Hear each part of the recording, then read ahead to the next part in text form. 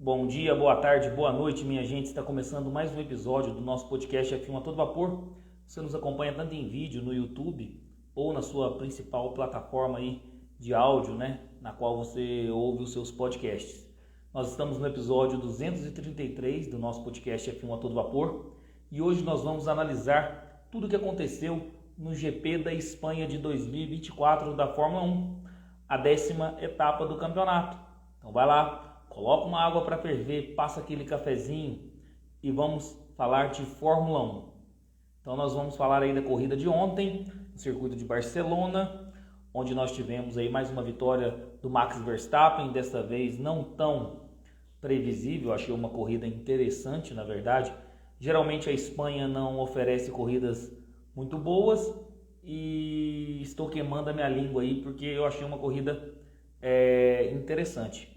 Então uma vitória do Max Verstappen, não tão previsível, uma corrida cheia de nuances e uma corrida boa de assistir. Lando Norris em segundo e Lewis Hamilton em terceiro, completando o pódio aí, um pódio da Mercedes. A Mercedes veio com um desempenho muito bom, muito interessante aí com o pacote de atualizações para esse GP da Espanha. Vou passar o resultado aqui dos 10 primeiros que pontuaram na corrida. Então vamos lá, o Max Verstappen, vencedor, segundo Lando Norris, como eu já disse. Lando Norris, inclusive, além dos 18 pontos aí como segundo colocado, também teve o pontinho extra da volta mais rápida. Terceiro lugar, Lewis Hamilton. Quarto lugar, George Russell. Quinto lugar, Charles Leclerc. Sexto lugar, Carlos Sainz. Sétimo lugar, Oscar Piastri. Oitavo lugar, o Sérgio Pérez. Nono lugar, o Pierre Gasly. Décimo lugar, o Esteban Ocon. Interessante também que a gente tem que ressaltar, nós vamos debater bastante isso na live, o desempenho da Alpine também, mas falei do desempenho da Mercedes, que a Mercedes mostrou uma clara evolução nessa corrida, tanto com o pódio do Hamilton quanto com o quarto lugar do George Russell, e também chegou a liderar a prova por algumas voltas. E também a Alpine, tanto no ritmo de classificação no sábado, quanto também em ritmo de corrida, a princípio apresentou uma melhora significativa. Então também é algo que a gente tem que conversar hoje aí na nossa live sobre isso. No sábado nós tivemos aí uma pole position do Lando Norris, 1:11.383. O Verstappen ficou com a segunda posição do Qualify no sábado, com a diferença, vou olhar aqui para vocês, a diferença de apenas 20 milésimos. Então o Lando Norris conseguiu a pole com 1:11.383, enquanto o Max Verstappen fez 1:11.403. Isso mostra claramente que a McLaren está aí na briga com a Red Bull nessa temporada. Acredito que não para vencê-la ainda, mas está chegando bem perto. Então essa temporada de 2024 já se mostra muito melhor que a temporada passada, sem sombra de dúvidas. Na temporada passada era um verdadeiro passeio, do Max Verstappen. E essa temporada agora está se mostrando muito mais competitiva do que a temporada passada. Podemos ver aí a diferença de apenas 20 milésimos da pole position do Lando Norris para o segundo colocado, que foi o Max Verstappen. E a McLaren já vem fazendo um bom trabalho, sendo competitiva já há pelo menos uns 5 GPs. Deixa eu aproveitar aqui para dar um salve aí para o Cid Oliver. Fala, meu amigo, tudo tranquilo? Gostou da corrida? Mais cedo eu estava falando aqui que eu gostei bastante da corrida. Achei que não foi uma corrida ruim, porque GP da Espanha geralmente as corridas são bem ruins. Essa especificadamente eu gostei bastante. Não sei se você gostou também aí, Cid. Fala aí suas considerações da corrida, sua nota da corrida aí. Já o pessoal também entra para debater aí comigo na live. Se a gente for verificar aqui, no Qualify, na classificação, do primeiro, que foi o Lando Norris, o pole, até o 14º, que foi o Lance Stroll, a diferença de menos de 1 segundo. Então a Fórmula 1 está competitiva. Nós temos aí o Max Verstappen, que é um piloto fora da curva, com um carro também muito bom, um carro muito dominante, que o Pérez a gente vê que não consegue tirar o mesmo proveito do carro. Mas nós pegamos aí esse GP da Espanha, até o 14º a diferença de 1 segundo. Então nós tivemos aí 20 milésimos do Lando Norris para o Max Verstappen, em relação ao Hamilton, 3 décimos, em relação ao George Russell, 3 décimos, em relação ao Charles Leclerc, por exemplo, 3 décimos, em relação ao Carlos Sainz, 3 décimos, em relação ao Pierre Gasly, que foi o 7º do Qualify, 4 décimos, em relação ao Sérgio Pérez, 6 décimos, em relação ao Esteban Ocon, 7 décimos. Então, assim, isso eu estou falando até o 10º colocado aí. Então, nós temos uma Fórmula 1 competitiva e nós temos uma McLaren se aproximando cada vez mais da Red Bull. Então, aí, a gente falando bastante aí da classificação, vamos entrar aí propriamente na corrida. Começar falando da largada do George Russell, né? Uma largada impecável. Fazia muito tempo na Fórmula 1 que eu não via uma largada tão boa do George Russell. Ele largou em 4º, então a princípio nós temos aí ele atrás do Max Verstappen, porque na largada o 3º fica atrás do 1º, o 4º fica atrás do 2º, então a largada do Russell foi algo absurdo, extraordinário aqui, ó. A Jennifer está até comentando com a gente aqui, começando pelo começo. Que largada, verdade. Então, o Russell, como ele largou atrás do Verstappen, que era o 2º colocado, ele estava em 4º, o Verstappen em 2º. Então, ele ficou no vácuo do Verstappen, e o Verstappen foi por dentro do Norris para tentar a tentativa de ultrapassagem logo na primeira curva.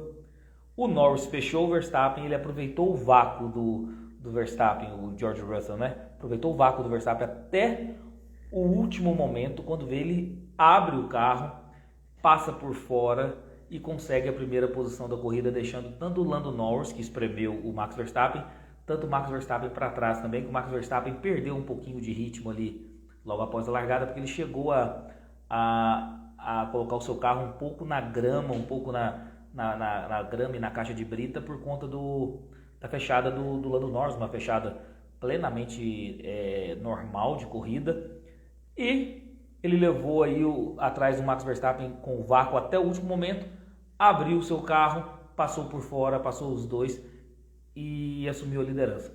Uma pena, embora a Mercedes tenha evoluído, uma pena o George Russell não ter ritmo de corrida para vencer essa corrida, porque por essa largada ele merecia essa vitória.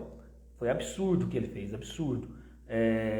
Volto a dizer, fazia tempo que eu não vi uma largada tão boa na Fórmula 1. E isso, para mim, faz com que o George Russell entre aí como um dos candidatos de piloto do dia. A gente sabe que quem venceu a votação popular foi o Lando Norris, mas o George Russell, com essa largada ele já entra aí como um candidato a piloto do dia. Isso já deixou a corrida muito emocionante, e aí o Russell assumiu a primeira posição. No entanto, a Mercedes não tem ritmo, né, para conseguir aí, brigar com a McLaren e com a Red Bull. Então a gente sabia que ia ser questão de tempo até o George Russell perder essa posição. E de fato foi o que aconteceu. Mas a Mercedes vem evoluindo. Ela teve uma grande evolução, não para competir com a Red Bull e com a McLaren, mas se mostrou muito competitiva esse final de semana, principalmente para disputar, por exemplo, com a Ferrari. Então, assim, tanto no Qualify de sábado, quanto também na corrida de domingo. Fala, meu amigo, tudo tranquilo com você? E aí, tá me ouvindo bem? Tava brigando com a internet aqui. Tô te ouvindo bem. Deixa eu só ajeitar o fone aqui, senão vai te dar um... Agora ficou bom? Já estava bom para mim, né? Só para você não ter o meu eco aí, que eu tiro o microfone, o fone e coloco novamente. Eu tava falando aqui, ô Gleison, que largada do George Russell, cara. Fazia tempo que Cara, eu não vi uma largada tão boa. essa largada do Russell me lembrou aquela que o Verstappen fez no GP do México 21, lembra? Que ele passa o Bottas e o Hamilton por fora? Lembrou bastante. Sim, sim, sim, sim. Sim. Embora no GP do México a reta é um pouco maior, né? Para a primeira É, curva. é É um uma das pouquinho maiores maior, um retas pouquinho, uma das maiores retas da temporada. Mas é impressionante o que eu estava falando aqui, não sei se você chegou a ouvir, é que ele, como ele largou em quarto, ele estava atrás do segundo, que era o Max Verstappen, ele ficou no vácuo do Max Verstappen até o último momento, quando ele viu o Norris fechando o Verstappen e que o Verstappen ia tentar por dentro, ele vai, faz um movimento e ultrapassa por fora e consegue roubar as duas posições ali. É algo absurdo. Ele já tinha deixado o Hamilton para trás só no, naquela, na, no tempo de largada ali. Ele teve um tempo de reação muito maior que o do Hamilton e já deixou o Hamilton para trás. Ficou no vácuo do Verstappen até o último momento. Quando viu a disputa do Verstappen tentando por dentro e o Norris o fechando, ele vai, faz um movimento e passa os dois carros. Absurdo, absurdo. Falei que merecia até a vitória, coitado, mas a gente sabe que a Mercedes, embora tenha evoluído, não tem ritmo ainda para vencer corridas a princípio. Só se for o acaso, né, Wesley? Por enquanto, a Mercedes ainda deu um passinho à frente, mas vai ter que remar mais um pouquinho. E uma outra questão, falando um pouquinho do Verstappen, que venceu a corrida, foi questão de tempo, né?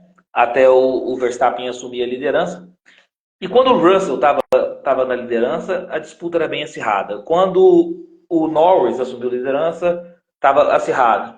Quando o Verstappen assumiu a liderança, foi o único piloto que, quando esteve em primeiro, conseguiu tirar a diferença, conseguiu colocar uma diferença aí de uns 4 segundos, se eu não me engano. Isso mostra a Red Bull ainda dominante ou o Max Verstappen bem mais dominante do que os demais pilotos agora que a McLaren se aproximou? Deixa eu só trocar um desenho para uma criança aqui, peraí, só um segundo. Oh, vai lá, vai lá, vai lá. Então, podem comentar comigo aí também. Vocês acham que essa diferença que o Verstappen fez durante a corrida foi muito mais mérito do Verstappen conseguir essa diferença que os outros não conseguiram? Ou a Red Bull ainda é o carro que está com bastante diferença para os demais carros? Não tem esse equilíbrio que a McLaren tem colocado. Qual é a opinião de vocês aí? Enquanto isso, podem ir comentando também até o Egleison voltar para dar a opinião dele em relação a isso. Deixa eu ver aqui enquanto isso o comentário de vocês. Deixa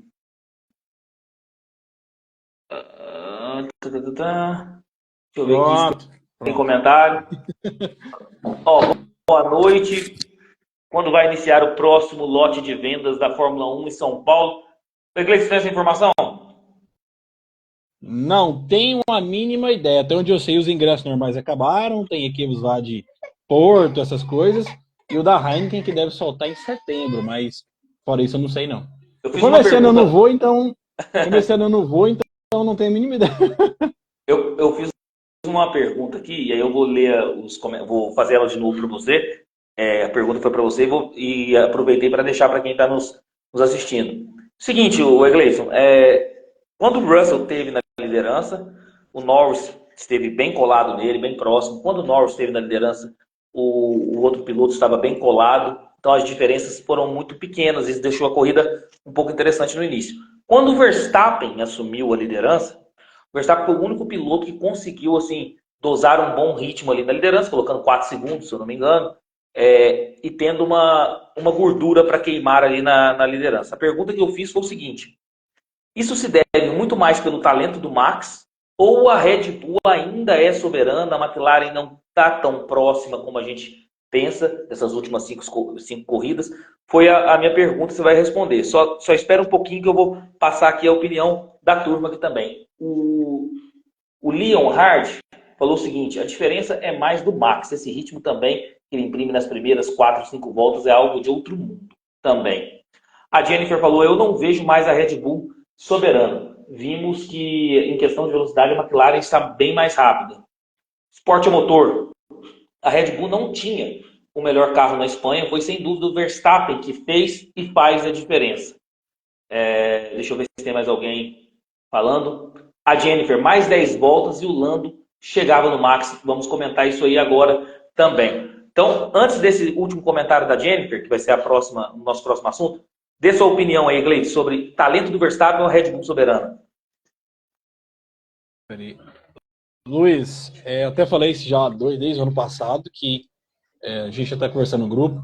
O carro da Red Bull do ano passado era o melhor carro, mas eu até comentei isso em algumas lives. Quanto que esse carro é realmente melhor?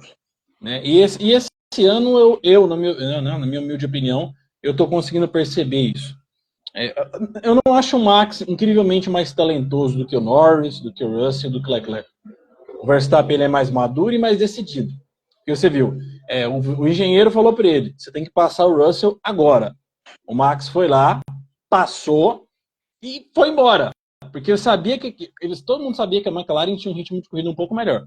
Então o Max precisava decidir aquela questão rápido, abrir uma distância para justamente entrar nessa janela de estratégia e ir dosando.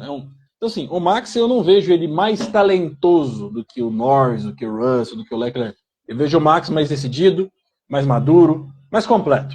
É o piloto mais completo. Ele não perde tempo, ele não erra. Ele tá Então, por exemplo... numa fase boa também, né? O fato de você andar com o número 1 no carro ajuda, né, Edith? Cair a fase de andar, né? Sim, mas eu vejo essa questão do Max ser completo, ela não vem de hoje. Cada ano ele só melhora, ele fica mais completo, mais completo. Então, assim, para essa galera conseguir vencer o Verstappen, além de ter um carro à altura ou melhor, eles vão ter que ser pilotos muito. O Norris deu uma entrevista falando isso. Ele falou que o Max não comete erros, palavra do Norris. Ele falou que se você cometer um erro, o Max vai estar do seu lado e vai te passar e vai embora. Então, essa questão do Max Verstappen tem que ser muito completa. Ele não erra. Ele não, é muito decidido em tudo que ele faz. É isso que eu estou dizendo, porque talentoso a gente tem outros pilotos, que você citou aí, o Norris, o Leclerc, o próprio Russell. Só que eu acho também que o Max, além de tudo isso que você falou, ele corre sem esse peso. Como ele é tricampeão mundial, ele corre com o número 1 no carro.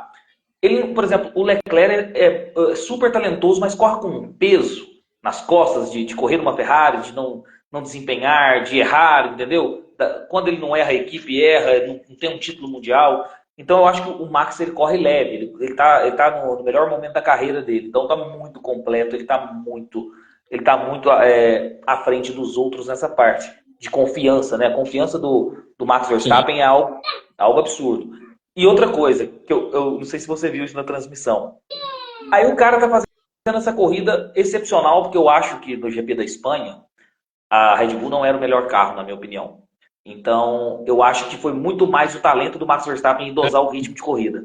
Nos números não era. Eu estava olhando ali gráfico, essa telemetria, esse negócio que eu gosto. Em pista livre, o Norris era 2 décimos mais rápido que o Max. Na corrida como um todo, o ritmo do Max foi melhor. Volta por volta. Mas com pista livre, o Norris era 2 décimos mais rápido que ele. Inclusive a Jennifer comentou isso também, que a McLaren estava mais rápida. Mas então, e aí eu vejo um talento absurdo dele. Olha para você ver como é que é o casamento perfeito da equipe também. Um talento absurdo do Max em extrair tudo isso do carro e conseguir o melhor ritmo da corrida ali, em saber economizar pneu na hora que tem que economizar, desgastar pneu na hora que tem que desgastar. E aí quando ele para nos boxes, não sei se você viu isso na transmissão, a Red Bull me faz uma parada de 1.9, meu amigo. É impressionante. A maioria das equipes errando os pitstops de 3 segundos, de 5 segundos. E a Red Bull faz 1.9, igualando o recorde dela mesmo nessa temporada. É absurdo também, né? É tudo, né? É o que eu falei assim. Quando eu falo vencer o Max Verstappen, eu não falo só o Max. A McLaren hoje tem um carro muito rápido. Mas na Red Bull é tudo muito alinhado. É o Max que extrai o máximo de um carro, que é muito bom. A equipe trabalha muito bem. Assim, derrotar a Red Bull hoje na Fórmula 1 vai ter uma tarefa quase impossível. Olha aí, tá chegando mais gente para nossa live aí. Evander, agora, fazendo parte da nossa live aí do F1 a todo vapor. Ele tá numa academia aqui. Não. Achei que ele tava numa academia ali, tava no espelho. Fala, meu amigo, tudo bem? Não, meu quarto aqui. Boa noite, pessoal. Tudo certo, nada errado, porque eu tive que inverter a câmera aqui, mas tá tudo bem. Tá tudo normal aqui. O Evander já está acompanhando aqui, agora que eu vi aqui, ele já viu essa nossa discussão Luiz, aqui, então vou pegar Pode falar. só finalizando uma coisa, a gente está falando do Max ser decidido. O Max, ele tinha uma volta para passar o Norris, o Russell, que a equipe pediu, ele falou, passou. O Norris largou mal, perdeu 2 posições na largada e não conseguiu passar o Russell rápido.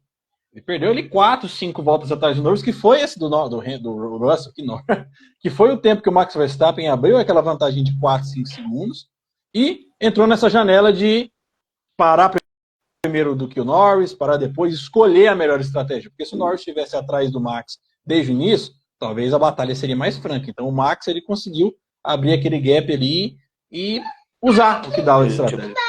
Deu uma travadinha aqui.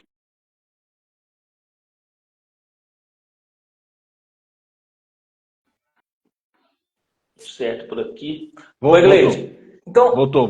Voltou. Considerando esse argumento seu aí, a gente viu que o Norris não largou tão bem, então ele foi obrigado a fechar o Verstappen ali na primeira curva. O Verstappen chegou, inclusive, a passar um pouquinho na grama, um pouquinho na brita, que eu acho que fez ele perder um pouquinho de velocidade e não conseguiu ultrapassar por dentro. E aí o Russell aí faz aquela manobra sensacional.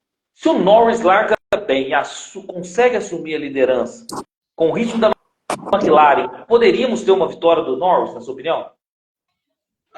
É difícil dizer, porque o que o Verstappen faz com gestão de pneu e com a Red Bull faz com estratégia, eu acho que de toda forma teria briga, porque talvez o Norris abriria... Eu não vejo o Norris abrindo mais do que 5 segundos no primeiro stint. Acho que é o que o Max abriu. Eles pararam com 15 voltas. Então, talvez o Max pararia 2 voltas antes para tentar fazer um undercut. Então, acho que teria disputa. Mas acho que a possibilidade de vitória seria maior para o Norris. Eu acho que o Norris ia conseguir fazer com o Max o que o Max fez com ele. Só que o Max é mais completo e consegue botar isso em uma operação mais alinhada. Mas sim, acho que o Norris perdeu a chance da vitória ali. Também. Largada ruim. E nas 4, 5 voltas que ele ficou preso atrás do Russell, perdeu tempo, desgastou pneu e o Verstappen foi embora. Também acho, Gleison. Deixa eu só pegar o comentário aqui para já fazer uma pergunta pro Evander. Admelo, acho que o talento do Max, sendo que a RB não está tanto à frente, mediante a evolução das outras equipes, está bem visível. Realmente, essa temporada do Max, acho que é a melhor dele, tirando 2021, porque está se mostrando uns carros bem competitivos. Eu falei até no Qualify aqui, que do primeiro, que foi o Norris. Primeiro que foi 20 milésimos a diferença do Norris pro Verstappen no Qualify. E até o 14º, que foi o Lance Stroll, a diferença era de menos de 1 segundo. Então, do primeiro ao 14º, a diferença de menos de 1 segundo. Então, os carros estão competitivos e eu acho que isso está fazendo mostrar ainda mais o talento natural do Max Verstappen. Deixa eu pegar o Júnior. Os 2 melhores desse grid, falando dessa geração, é Norris e Piastri. Se o Verstappen estiver na geração antiga, eu também acho que talvez seja o Norris com o Piastri. Embora o Norris já é veterano, né, na Fórmula 1. Acho que é 6ª temporada. Então, o Norris começou, o Evander tem boa memória. O Norris começou em 2019, né, Evander? Começou em 2019, isso mesmo. 19, 20, 21, 22, 23, 24, 6ª temporada dele. 6ª temporada. É experiente. Então, é jovem, mas é experiente, né? É jovem, mas é experiente. 24 anos. Mas assim, ingresso hoje na Fórmula 1, 24, o Senna entrou, pra você ver. O Leonhard aqui, Norris mesmo perdendo o primeiro lugar na largada, ele perdeu a prova no momento que ele ficou muitas voltas atrás do Russell, e aí teve que fazer uma estratégia diferente do Max. Tem fundamento também, embora o Russell se defendeu muito bem também. O Russell foi uma disputa interessante. Agora eu vou pegar aquela pergunta aqui, que a gente teve aqui, deixa eu ver de quem que foi a nossa participante. Foi da Jennifer, eu acho que foi da Jennifer. Foi aquela questão das 10 voltas. Acho que foi ela mesma. Mencionou o seguinte, Amanda, agora é para você. Se tivesse mais 10 voltas, o Norris poderia passar o Verstappen. Você acha que o Norris tinha ritmo mesmo para passar o Verstappen, ou o Verstappen só estava economizando pneus, cozinhando o galo, na hora que precisou fazer uma volta rápida ele fazia, depois ele cozinhava mais o galo? O que você pensa sobre isso aí? Bom, primeiramente, boa noite. Falar aqui algumas curiosidades do que aconteceu pós-GP da Espanha, né?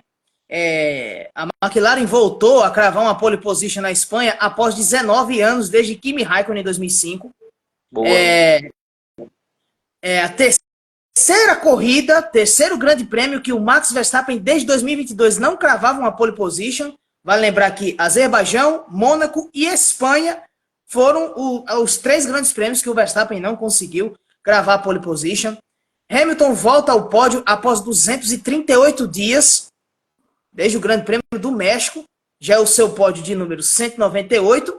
E falando assim, é difícil dizer, porque Barcelona é um circuito muito característico, é um circuito que, apesar das mudanças, finalmente tirou aquela chicane que matava qualquer tipo de manobra, qualquer tipo de ousadia e tal. Bom, e, na boa, difícil dizer, porque o Max Verstappen tem uma frieza e uma força mental muito diferenciada, muito avançada perante os demais. E já podemos dizer o seguinte, a McLaren já chegou no nível de força da Red Bull. O problema é, o que falta para o Lando Norris derrotar o Max Verstappen ali batendo de testa? Porque, cara, não sei dizer, porque é muito complicado. Porque tá começando a chegar, depois daquela vitória em Miami, tá em ótima fase, se tornando vice-líder do campeonato. A última vez que um piloto da McLaren não se tornava vice-líder do campeonato, desde 2014 com Kevin Magnussen. Ou seja, já são 10 anos que um piloto da McLaren não ficava na vice-liderança de um campeonato. Isso dá um estímulo, isso dá uma moral, isso traz uma autoconfiança muito grande. Hoje ele está com uma desvantagem de 69 pontos. Max Verstappen já venceu 70% dos grandes prêmios até agora. De 10 corridas, venceu 7. E, cara, é o que eu disse. Falta um pouquinho mais de sangue no olho pro Lando Norris. Porque o carro já tem, o talento ele tem, mas falta aquela coisinha. Tem que parar com esse negócio de toda hora você tá se encontrando com o Verstappen, tá de papinho. Meu irmão, encara o cara, vai pra cima.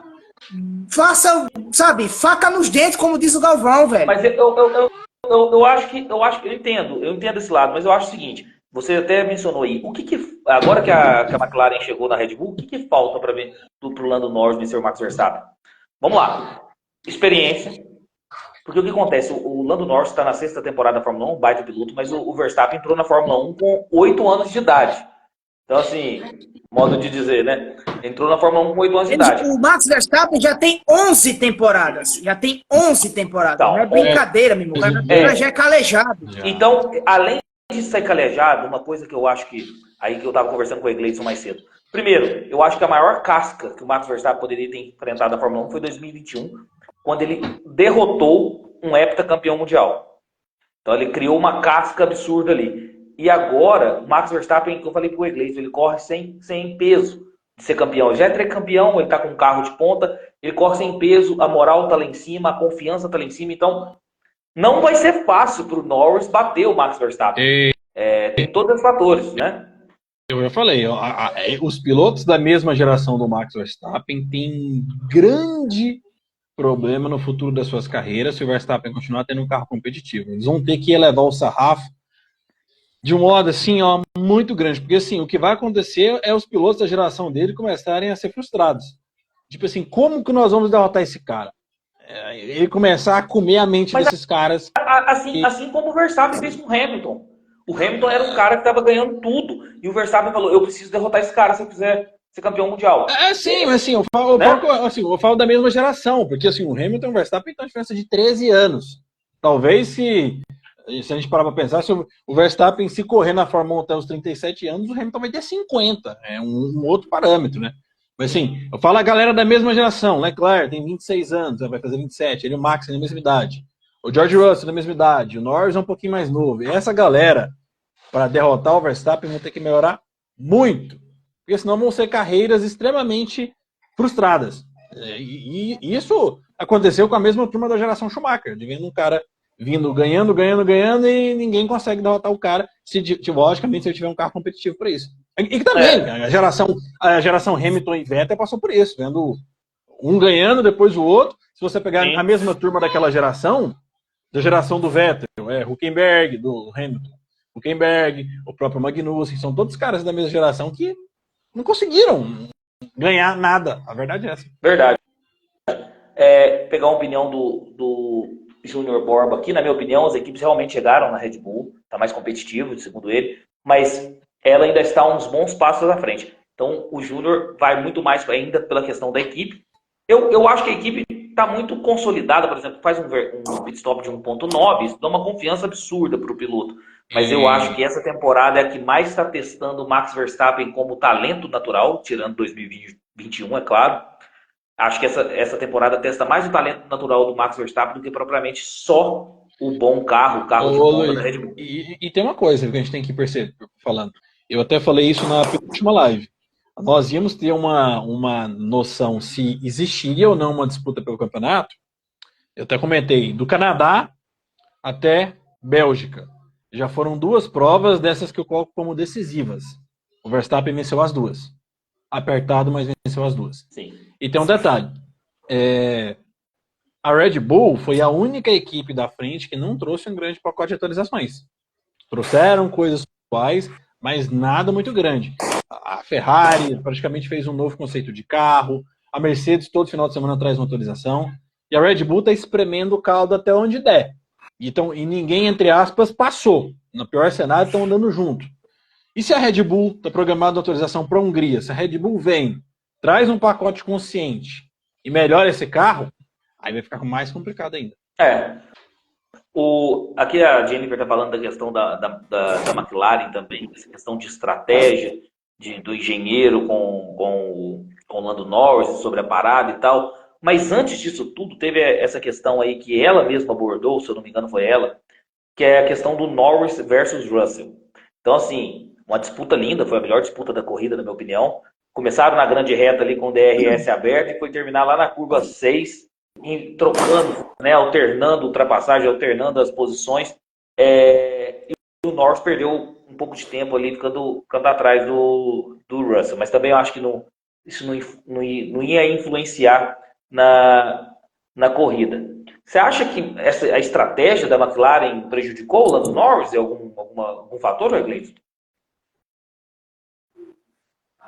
Não, acho que não. Acho que a McLaren fez a estratégia que dava. Tentou alongar ali as paradas para conseguir ter uma diferença de pneu e tentar chegar no Verstappen.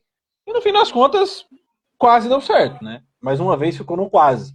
Mas acho que a McLaren fez a estratégia que dava para fazer. Acho que não tinha algo muito diferente. 2 paradas, uma parada não dava para fazer.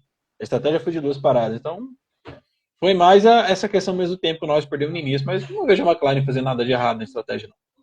Agora, deixa eu passar para o Evander aqui, passar a bola para o Evander. Seguinte, vamos falar um pouquinho, Evander, da corrida do Hamilton com o Sainz, que tiveram um duelo bacana ali também na pista.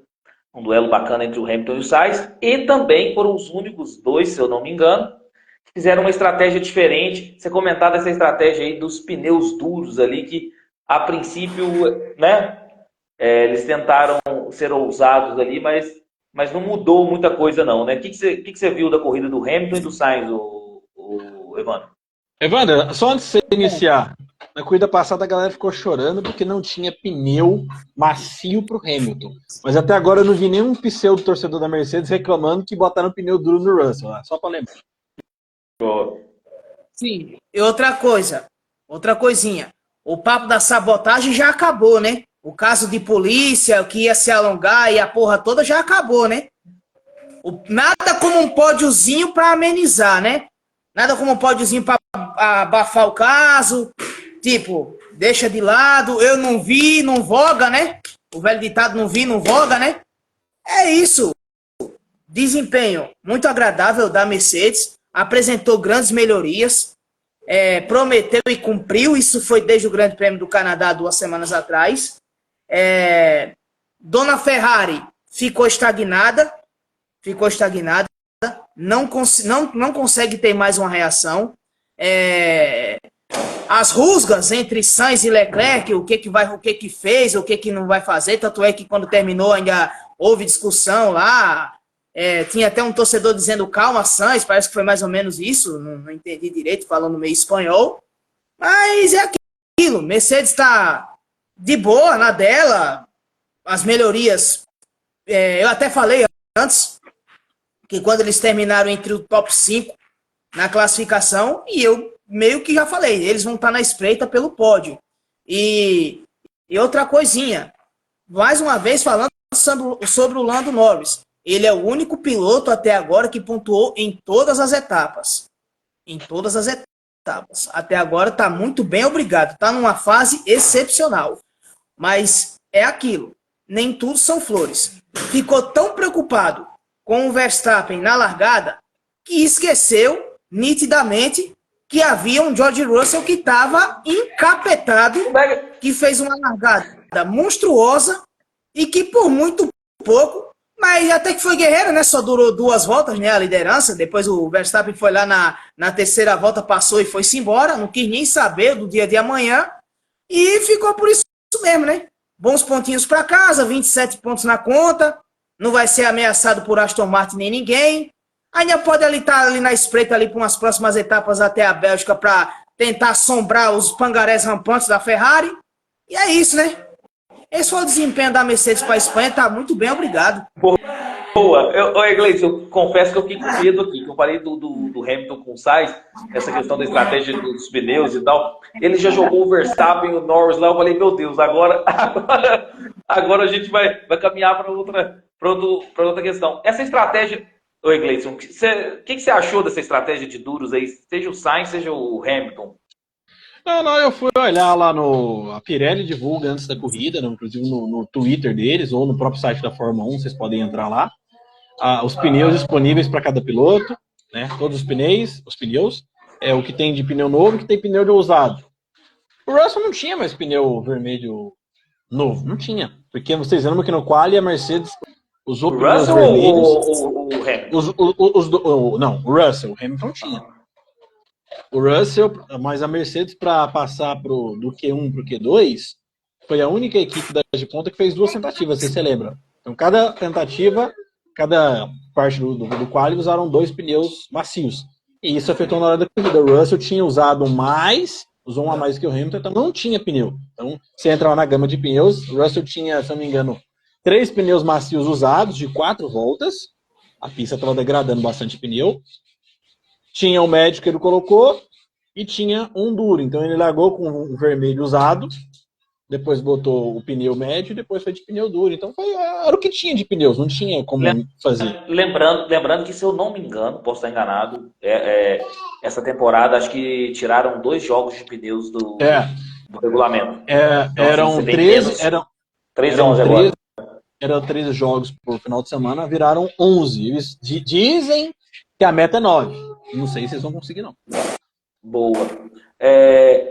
Então, vamos passar para o duelo interno da Ferrari. Eu quero a opinião de vocês, sua, do Evander também. Cara, não é de hoje, mas nessa corrida eles trocaram farpas mais uma vez, o Charles Leclerc com o Carlos Sainz. Chegaram a se tocar um pouquinho ali. Depois teve uma parte que, se eu não me engano, o Sainz cedeu ali numa das curvas, ele abaixou toda a velocidade ali para o Leclerc passar. O Leclerc é a prata da casa, é o cara que tem contrato, quando tem renovação de contrato é 5 anos, coisa que não fizeram nem para o Schumacher. E o Sainz tá de aviso prévio. Cara, essas farpas da Ferrari aí, Wander, para você, o que você tá vendo desse duelo interno da Ferrari aí? A amizade vai para o espaço, né? Aquele respeito, aquela coisa toda. O que já é nítido, né? Naquele ambiente lá em Maranello. Coisas que sempre acontecem por lá, né? É meio complicado, porque Ferrari a gente não pode esperar nada de tão inusitado, né? É sempre aquele mesmo repertório, né? Tem sempre uma briguinha, uma discussão e tal. Você me fechou, você fez isso, você fez aquilo. E até o final do ano águas vão rolar, né? Um já não tem nada a ganhar nem nada a perder. O outro vai ter que se virar para manter o aspecto dele. E é isso, né? Dona Ferrari e os seus problemas. Ô, Iglesias, não falta comando, não, cara. Porque se o Sainz já está de aviso prévio, se o Leclerc é o primeiro piloto de contrato renovado, não tinha que ter uma ordem ali, um comando de fato, em questão de punição de salário, afasta da corrida e bota o Berman em outra só para poder dar uma punição. A Não tá Rivabene faltando, seria esse cara. A não tá faltando, Rivabene seria esse cara. não tá faltando comando, não, Egleison? E não é de hoje, né? O Vassou, por mais que seja um cara que tem uma gestão de pessoas legal, mas na minha opinião a expressão é pau mole igual o Binotto. Porque é o seguinte, se o Leclerc é o piloto, fica pro ano que vem. Era o vice-líder do campeonato, até o momento. Tava numa estratégia mais rápida, tava mais rápido que o Sainz. Naquele momento ele tinha pneus melhores. Cara, por que não prioriza? Bota prioridade, ó, Sainz, você tá indo embora. A questão é o Leclerc aqui. Se em uma corrida precisar, você vai ser deposição, ok? Você tá livre para brigar, mas desde não, a Ferrari fica deixando, cria intriga, aí os caras batem, aí um momento desse pode acontecer dos dois se tocarem e perder pontos pro campeonato. Então, assim, falta mandar. Por isso que, sim, a gente pode até criticar o método da Red Bull, que é 1-2 diretão e o Pérez que se lasque, mas dá resultado. Mas ali nem se quisesse, né? Não, mas... Sim, mas assim...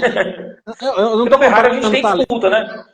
Sim, mas eu não tô comparando o talento. Eu tô comparando dizer, chegar um momento assim, aqui você é o primeiro piloto, você vai ser o segundo. Se em algum momento precisar de fazer uma estratégia em prol da equipe, vai ser pro Charles. Beleza? Não tem isso, ficam deixando o negócio rodar. Isso acontece desde Monza, o ano passado, vocês lembram? Que os dois disputando um pódio, terceiro lugar. Lembra? Quase deu ruim. Quase bateram. Então, assim, falta alguém puxar falta um Jean Todt, falta um Briatore da vida, né? Tirando o lado... A Rivabene, alguém que puxa o rádio e fala assim, ó, companheiro, sai da frente, por favor, dá licença. Não falta isso na Ferrari. E por falar em Briatore, ô Evandro, olha, nossa, vamos lá, ele agora oficialmente está na Alpine. A gente tem um caso, né, que é o Singapura Gate de 2008. Parece que em 2009 que teve a punição. A princípio seria um banimento permanente, ad eterno, da Fórmula 1. E desde então a gente vê ele no paddock, a gente vê ele rodando por todos os cenários da Fórmula 1 e agora oficialmente na Alpine. A Fórmula 1 é motivo de piada, o Briatore está de volta. O que você pensa sobre isso, Evandro? Chacota mundial, pelo amor de Deus. Não há outro cabimento, não há outro adjetivo para falar sobre esse retorno da raposa velha, do ser mais asqueroso e nojento do universo do esporte a motor, que é o Flávio Briatore, que o cara tem uma tremenda cara de madeira, que ele passa pelo paddock e acha que tá por cima, né? Olha para as câmeras, pensa, ó, eu tô renovado, eu tô desintoxicado, eu não fiz nada, eu tô imune, eu tô tranquilo. Pô, papelão do inferno, meu irmão. Você tá de brincadeira. Mas nada como esse efeito, nada que esse efeito fez a Alpine acordar, né? A Alpine aí vem marcando os pontinhos pra lá e pra cá, né? Vai que isso aí seja, dá pra frente, isso se a Alpine não resolver vender a equipe para outro membro de outro, sei lá. Até agora tá tudo bem, obrigado, né? Agora tá aí as conversas que o Carlos Sainz pode ser o companheiro do Pierre Gasly, já pediu a contratação dele, já que o Ocon vai cair fora. É a papagaiada, velho, é a pouca vergonha. Só de olhar o Briatore ali, porra, você tá de brincadeira. E ele é sortudo, viu? Porque o que acontece? Primeiro que o dia da imprensa nas coletivas da Fórmula 1 é na quinta-feira. Então a Alpine foi esperta, não anunciou isso na quinta para não ter perguntas para os seus pilotos. Anuncia na sexta. E, sorte ou não, o Egleison, que aí ele já anda com aquele rompante todo no paddock, sorte ou não, a Alpine teve um bom desempenho, cara, no final de semana. Isso aí é efeito Briatore já? Ou é pura sorte e coincidência? Não, a Alpine já vem melhorando. Eu considero um efeito Briatore. Eu já considero. A Alpine já vem melhorando. Para quem era a pior equipe do início da temporada, eles pontuaram na última corrida. Eles têm 5 pontos, acho que 3 do Gasly, 2 do Ocon. Eles já vem melhorando. Acho que foi por mera coincidência, mas Já ultrapassou o retorno do Briatore é daquelas coisas que a gente para e pensa realmente cara, em qualquer categoria séria, em nenhum lugar do mundo, nenhum outro esporte isso acontece. É só na Fórmula 1. Assim. É aí o que eu tava falando. O que o Farmigino faz, hein? Vamos lá, o Briatore, dos caras que foram envolvidos naquele escândalo, Briatore, Nelsinho e Pat Simmons. O Alonso não sabe de nada, né? Foi comprovado, mas tudo bem. O Pat Simmons, o Pat Simmons também, o pessoal esquece, era o estrategista, o engenheiro da Renault. O Pat Simmons está trabalhando no regulamento de 2026. Vocês sabem disso. E pediu licença. Fiquem imaginando esse movimento aqui, prestem atenção. E pediu licença, ou seja, ele estava trabalhando nas regras de 2006, trabalha para a Fórmula 1 desde 2019, como engenheiro aerodinâmico, chefe dessa parte. É o cara que manda. Aí o Briatore me volta. Poucas semanas antes, o Pat Simmons pede para sair da função. Não se assuste se o Pat Simmons aparecer na Alpine daqui uns dias. E aí um cara que ajudou a criar. Aí o cara ajudou a criar o regulamento, o Briatore volta, Pat Simmons vai para a Alpine, aí quem sabe a Alpine pega um motorzão Mercedes aí, que eles estão pensando em não produzir o próximo motor.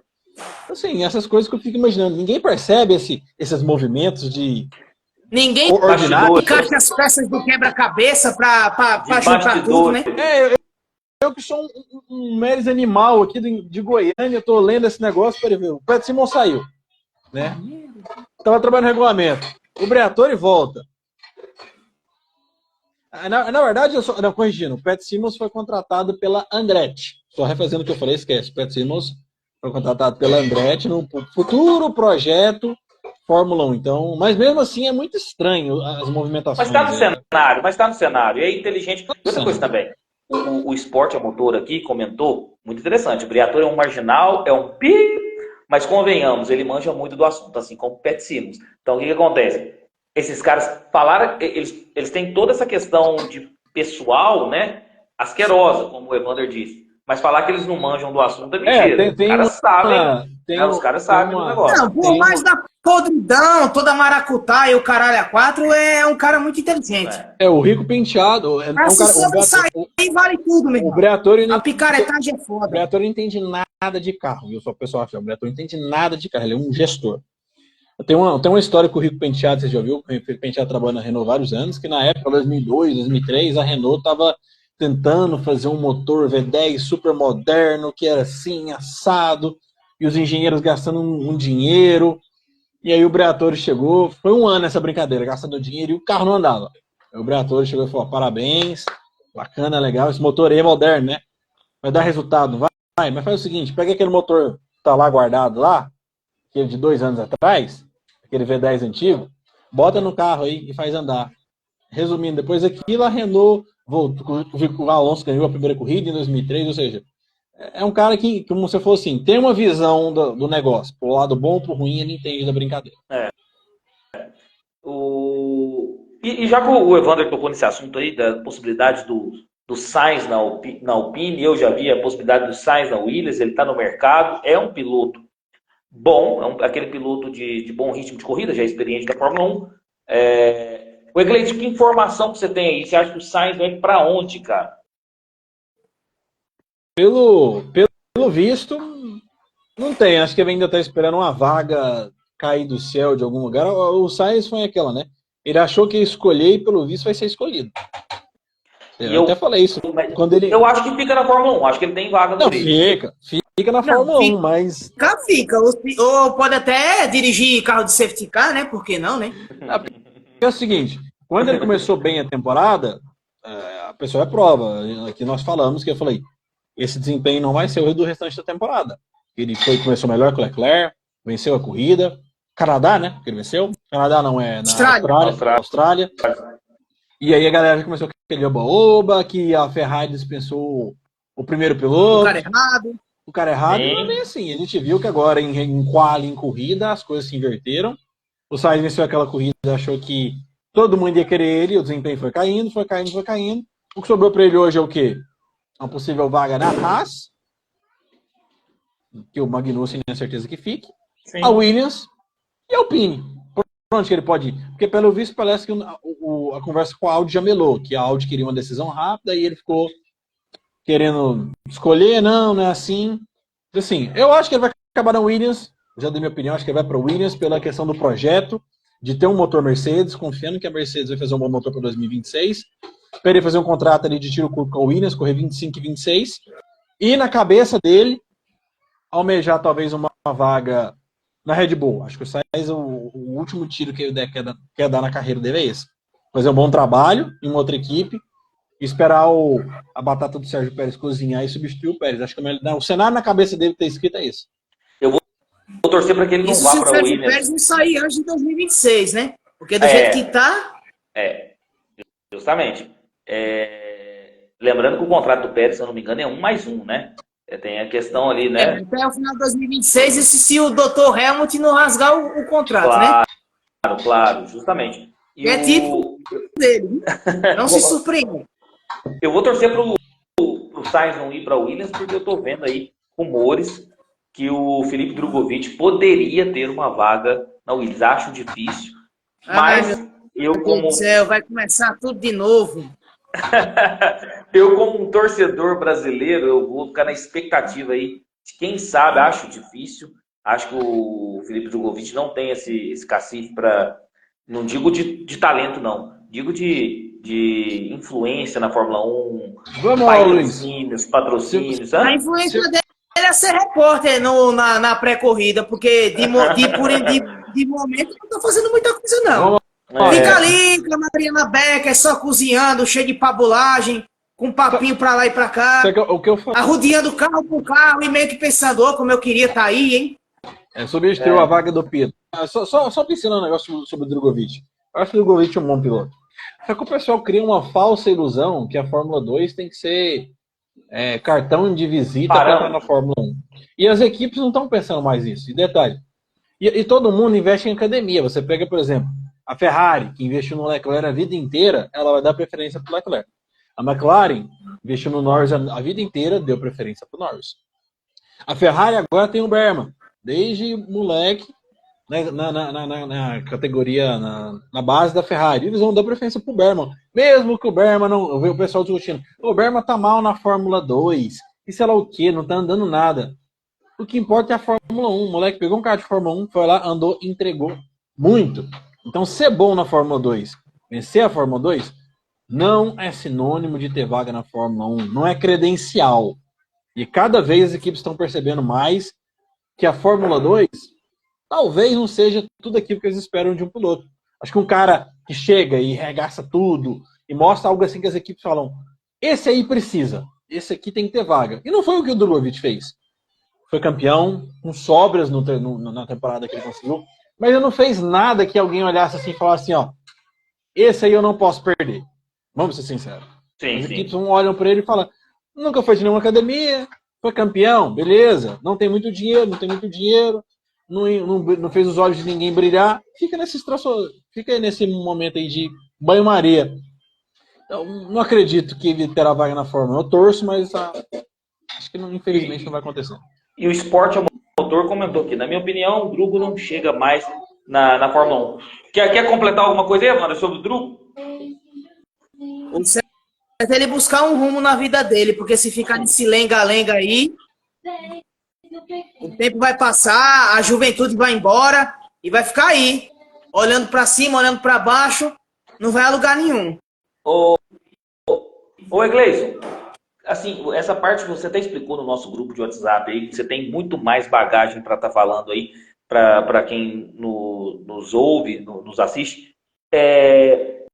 Eu queria que você comentasse, porque você vai dar uma aula sobre isso aí, que talvez eu não vou ter a mesma capacidade. Só repete a pergunta, porque travou. Não fiz a pergunta ainda. Eu estou dizendo o seguinte, você vai ter muito mais bagagem para estar falando sobre isso, porque você já está olhando para muito mais além da Fórmula 1. Essa questão de do mago, Adrian Newey, essa especulação com a Aston Martin, o que você tem para trazer para a gente? Você meio que explicou lá no grupo do WhatsApp, mas para quem nos ouve aí, deu uma aula para a gente aí, o porquê do interesse da Aston Martin no mago e porque o mago também está com esse interesse na Aston Martin. Porque é o seguinte, vem se ventilado muita possibilidade do Newey ir para a Ferrari, que seria mais um desejo ir para a Ferrari, etc. A Ferrari está querendo o Newey. Só que tem algumas exceções e o Newey foi visto, né? Contaram a pedra que ele visitou a fábrica da Aston Martin algumas vezes esse ano, e a última visita foi muito recente, tanto que eles pediram para evacuar a fábrica fica do lado de Silverstone, justamente para ele conhecer melhor as dependências. Então, assim, o Lawrence Stroll tem muito dinheiro, não vai ter menos dinheiro do que a Ferrari para poder dar para o Newey gastar. Eu acredito que ele tem uma liberdade, vai dar uma liberdade muito maior para o Newey do que a Ferrari, porque a Ferrari é uma equipe que já tem a sua metodologia de trabalho, já tem o espírito Ferrari. A Aston Martin está buscando alguma coisa. Então, se o Newey falar que vai fazer um carro com garrafa PET, o Lawrence Stroll vai falar, vai lá, faz que eu confio. Acho que na Ferrari as coisas vão ser assim. E tem questão também que o Newey já projetou um carro da Aston Martin, que é o Valkyrie, é um hipercarro, que foi construído por ele, foi desenhado por ele, motor V12, mesmo que tinha nos carros da Fórmula 1, e esse carro vai correr o Mundial de Endurance, o WEC, agora em 2025.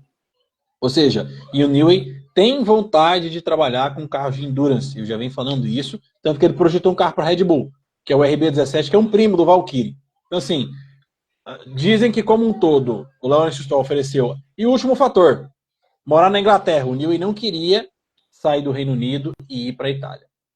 Aí, ó, o Sport Motor completou. Então, o pacote completo é isso. Já tem um relacionamento, o projeto do WEC, que provavelmente também estaria ligado, morar na Inglaterra e liberdade de trabalho, muito dinheiro. Então, pode ser que com essas coisas a Aston Martin convença o Newey a ir para lá do que ir para a Ferrari, começar um projeto num lugar que ele não quer, morar num país que ele não quer.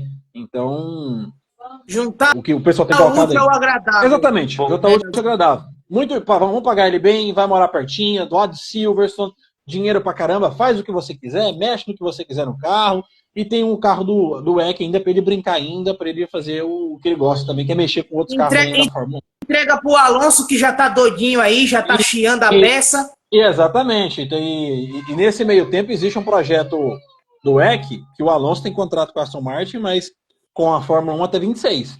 A partir desse momento, o Alonso vai correr no WEC pela Aston Martin. Existe a possibilidade do próprio Lance Stroll ir correr no WEC, fazer, que é um trio, né, que corre na categoria. Então, eles estão tentando montar esse super time aí. Então, pode ser que isso tudo atraia o Newey, esse pacotão completo. Que a Ferrari oferecendo, tipo assim, vem pra cá, você tem o Hamilton, você tem a Ferrari. Mas será que a Ferrari, com a mentalidade italiana de cabeça dura, vão deixar o Newey trabalhar do jeito que ele quer?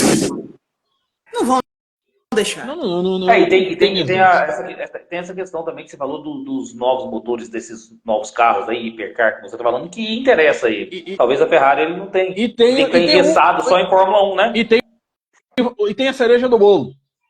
Hoje na Red Bull trabalha com motor Honda. Em 2026 é tipo um powertrain. Mas a base do motor é Honda. E em 2026 o motor vai ser Honda da Aston Martin. Excelente. Então, depois de uma breve explicação dessa... E sem contar o braço direito dele, que estava na Red Bull, está na Aston Martin, que é o Dan Fallows, que era o principal parceiro, era o chefe de trabalho do Daniel, e está na Aston Martin. Boa.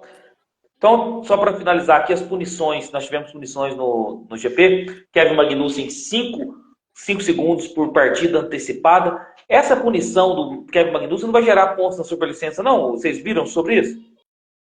Até agora, nada. Eu queria ver ele tomar balão aí de uma corrida, ou duas. Tem a punição do Hülkenberg também, velocidade excessiva no pit lane, 5 segundos. Yuki Tsunoda também, 5 segundos por velocidade aí em excesso no pit lane. Nós não tivemos abandonos nessa corrida. Piloto do dia, o Lando Norris. Eu tendo a discordar um pouquinho do piloto do dia. Acho que o Lando Norris fez uma largada ruim. Demorou demais Mas era para aquilo, passar o Russell. era aquilo. Não tinha muito o que escolher. É o que a galera vai lá e propõe e não tem o que fazer. Que era tanto ele, o Verstappen e o Hamilton. Aí, por conta da recuperação, foi lá, terminou em segundo, volta rápida. Vá mais um prêmiozinho de consolo, né? Em 10 corridas, já é a sexta vez que ele consegue ser o piloto do dia. Acho que se fosse um campeonato de, assim, a liderança de ser piloto do dia, campeão para ser piloto do dia, ia ser o Lando Norris disparadamente. Ele também é carismático pra caramba. Embora eu discordei um pouquinho dessa votação, acho que ele errou na largada, acho que ele demorou passar o Russell, a estratégia não foi das melhores, embora ele tenha ficado em segundo. Achei o Verstappen fez a corridaça, poderia ser piloto do dia. Lewis Hamilton com esse pódio aí também. E o Hamilton, como é que é? 18ª temporada, se eu não me engano, com o pódio? Algo desse São sentido. 18 temporadas seguidas no Sim. pódio. 18 temporadas seguidas. Esse recorde já é dele, né? Ele tem 18 seguidas, o Schumacher teve 15. E depois, se eu não me engano, já vem acho que o Alonso com 14 temporadas seguidas. Os pilotos que mais podem. E acho que o Hamilton vai bater aí fácil. Acho que o Hamilton corre mais 2 anos, né? Acho que não imagino ninguém vendo o Hamilton correndo mais 2 anos. Acho que ele vai bater as 20 temporadas seguidas aí com pódio, que a Ferrari ano que vem, pelo menos pódio, ele vai conseguir. Vai passar de 200 aí, tranquilamente. Fácil, vai passar fácil.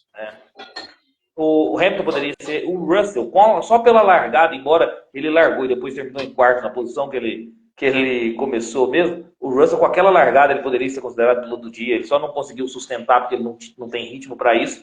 Eu não gostei muito dessa questão da escolha do Norris, não. Mas sei que ele é carismático e, como diz o Evander aí, se fosse premiação da Fórmula 1 por piloto do dia, ele já era campeão. Sabe quem eu votaria no piloto do dia? Eu, sinceramente, fazendo análise puramente técnica, no Gasly.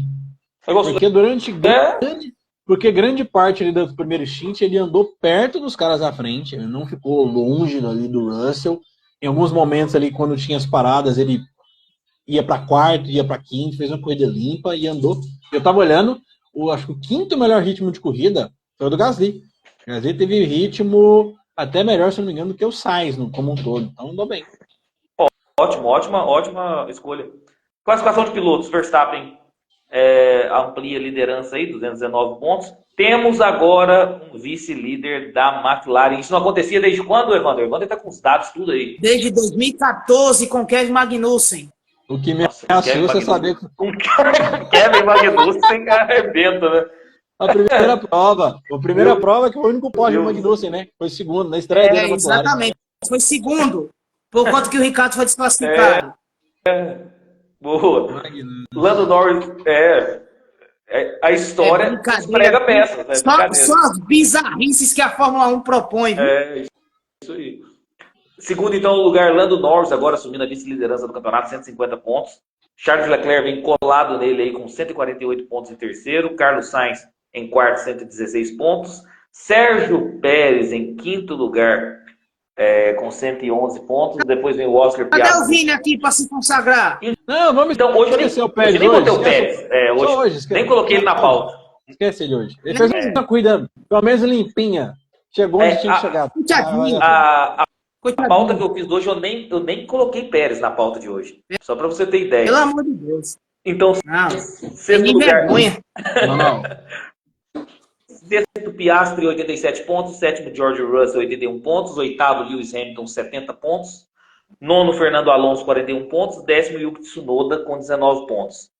Bora para o campeonato de construtores. A Red Bull, 330 pontos na liderança. Ferrari em segundo, 270. McLaren já cola na Ferrari aí, com 237 pontos em terceiro. Aí vem Mercedes com 151 pontos em quarto. Aston Martin, quinto, 58. Sexto, a RB, né? Honda com 28 pontos. Alpine, 8 pontos, sétimo lugar. A Haas em oitavo com 7. Alpine, sétimo lugar, 8 pontos. A Haas em oitavo com 7 pontos. É difícil, porque inverte os números aí. Quase me confundi. Nono lugar, a Williams com 2 pontos. Próximo GP, já nesse final de semana, nós temos rodada tripla. Então, o GP da Áustria, né, a casa da Red Bull. Primeiro grande prêmio lá em 1970, 71 voltas. Um circuito aí de 4.318 metros. Recorde da pista, o tempo de 1:5:619 do Carlos Sainz em 2020. 3 zonas de DRS, um circuito extremamente curto, extremamente rápido, e a casa da Red Bull. E aí eu pergunto para vocês aí, a Red Bull e a Ferrari costuma correr muito bem nesse circuito. A Red Bull, Evander, é a favorita para esse circuito ou você vê a Ferrari como favorita para esse circuito? Bom, a atmosfera toda transpirando para Verstappen independência, né? Porque eu vou dizer uma coisa, se não é esse sujeito, a Red Bull estava atolada até o pescoço, estaria em maus lençóis, sem dúvida nenhuma. Pelo que eu ouvi aí, alguns burburinhos, parece que a chance de chuva é de 70%. Opa! Não sei se isso procede. Não sei se isso procede. Eu falei com o Neto ontem, ele tava olhando a semana da previsão do tempo e falou que sexta é nublado, tranquilo, que vai ter a classificação da sprint. E sprint com chance de chuva para 60% e para corrida 73%. Pelo que eu entendi. Possa ser que haja alguma alternância daqui até lá. Mas eu não vejo, assim, a altitude do país austríaco em relação ao nível do mar, se eu não me engano, é de 700 metros. Tudo favorável à Red Bull. E eu não sei se também a McLaren também chega nessa brincadeira também, porque apesar dos pesares, o Lando Norris conseguiu seu primeiro pódio por lá. Isso possa ser também um fator, né? Porque tá cortando a dele ali, o Iglesias. Pode ser um fator. Pode ser o favorito. E que talvez tenhamos aí algum entreveiro do Norris, quem sabe aí brigar pela vitória. Boa. O Iglesias, você vê a Ferrari como favorita nesse circuito ou você acha ainda a Red Bull ou a McLaren? Eu acho que a Ferrari vem para ser talvez a segunda força nessa pista, por alguns fatores.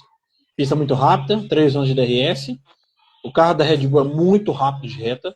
Tem o DRS mais eficaz. A Ferrari hoje tem um motor que berra mais alto. E como o Evander falou lá, tem altitude. Os motores Mercedes, quanto mais alto, eles perdem eficiência. É uma característica do motor Mercedes. Então, eu apostaria numa briga ali entre a Red Bull, a Ferrari, pela pole. E para a corrida, talvez, desgaste pneus, depende de chuva, a gente não sabe como vai ser. Nessa ordem, vou apostar então Verstappen, Leclerc e Norris. Vai ser o meu palpite aí para corrida, sprint, pole, tudo. Acho que não vai ser muito diferente disso, não.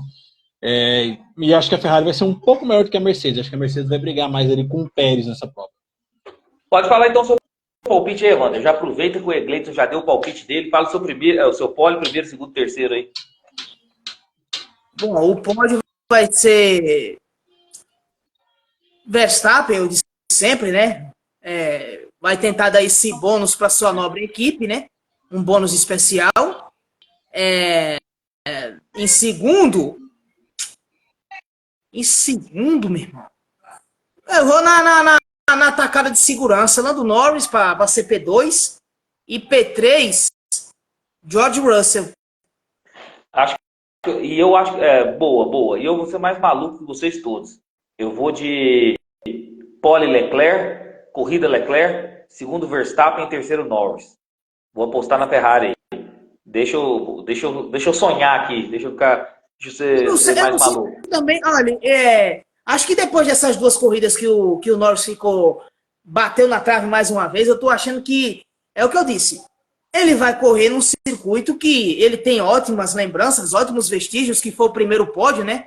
Naquela doideira da pandemia e tudo. Possa ser que seja um sabor especial, que seja um ingredientezinho a mais, né? Para quem sabe, por que não? Ele brigar pela vitória, vai saber. Agora, eu tô falando isso com condições de pista seca. Se for chuva, eu já aposto o Verstappen em tudo. O Danilo comentou aqui com a gente, eu achei o Piastri meio apagado nessa corrida. Eu também, tanto é que ele nem virou pauta aqui do nosso podcast hoje.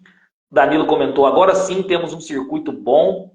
Esse circuito de Barcelona é horrível. Realmente ele não proporciona corridas boas, mas nesse caso, nessa corrida de 2024, eu achei uma corrida bem boa, a nota 7 aí para a corrida. E o Danilo nos lembrou uma coisa interessante da Áustria. Limites de pista volta à ação nesse final de semana. Cara, isso enche o raio do saco, viu? É Não, muito chato eu já ia esse falar, monte de eu já volta ia falar sobre deletada. isso. Pilotos e equipes que lutem, viu? Porque do que vai ter a chiadeira vai ser solta, viu? Não, e enche o saco, cara. Esse tanto de volta deletada, esse tanto de limite de pista que os pilotos excedem e eles olhando ali. Vai ter mesmo, provavelmente. O Sport Motor aposta Max Leclerc e Norris, o pódio dele. O Júnior Borba, acho que teremos um Pérez mais competitivo em Hungaroring. Nossa, então vai demorar um pouquinho, né? Nós temos Áustria e Silverstone ainda. Coitado do Pérez. Daqui a um mês ainda. Então, para finalizar, só vou passar rapidinho os horários aqui, ó. Então é final de semana de sprint, o Egleison lembrou isso muito bem. É corrida sprint na Áustria, um circuito muito bom, inclusive de jogar no videogame. Pista muito rápida, curta. Então, sexta-feira, 28 de junho, TL1, 7h30 da manhã. Aí nós temos na sexta-feira ainda a classificação da sprint, 11h30 da manhã. Isso aí provavelmente com transmissão da Band Esportes, na Band não deve passar isso. No sábado, a corrida sprint às 7 horas da manhã, essa com certeza a Band deve passar. No sábado também, dia 29 de junho, a classificação, que é o Qualify da corrida principal às 11 horas da manhã. E domingo, 28 de junho, a corrida às 10 horas da manhã. Isso aí tudo com transmissão da Band. O Egleison, curtiu trocar mais essa ideia aí sobre o GP da Espanha de 2024 da Fórmula 1? Sempre, sempre, sempre, sempre. A corrida foi boa. Eu dei nota 7 também. A corrida foi boa. E aí, a próxima corrida agora é melhor, né? A Áustria é uma pista mais legal, mais curtinha. Eu gosto de pista curta, porque pista curta, o pelotão fica todo mundo junto, embolado. Espero que a corrida seja melhor. Vou torcer para chover. Não vou mentir, não. Aí melhora as coisas mesmo. Evander, curtiu trocar essa ideia, meu amigo? Mais uma vez, papo bem produtivo. É sempre um prazer aí falar sobre o pós-corrida aí. E a corrida da Espanha, corrida bem agradável, não foi lá essa, oh meu Deus, mas 7,5. Boa. Então, semana que vem, segunda-feira, daqui uma semana, nós estaremos aqui de novo às 8 horas da noite para poder falar aí a nossa resenha, o nosso pós-corrida da Áustria aí, final de semana repleto de coisas, né? Porque tem corrida sprint, o Danilo até falou assim que adora final de semana de sprint. E antes do Grande Prêmio da Áustria, vai ter o retorno agora da MotoGP, o Grande Prêmio da Holanda, no circuito de Assen. Boa, vamos acompanhar também a MotoGP. Então, pessoal, até segunda às 8 horas para a gente falar aí a nossa resenha pós-GP da Áustria de Fórmula 1. Abraço, até mais, tchau, tchau. Valeu, galera.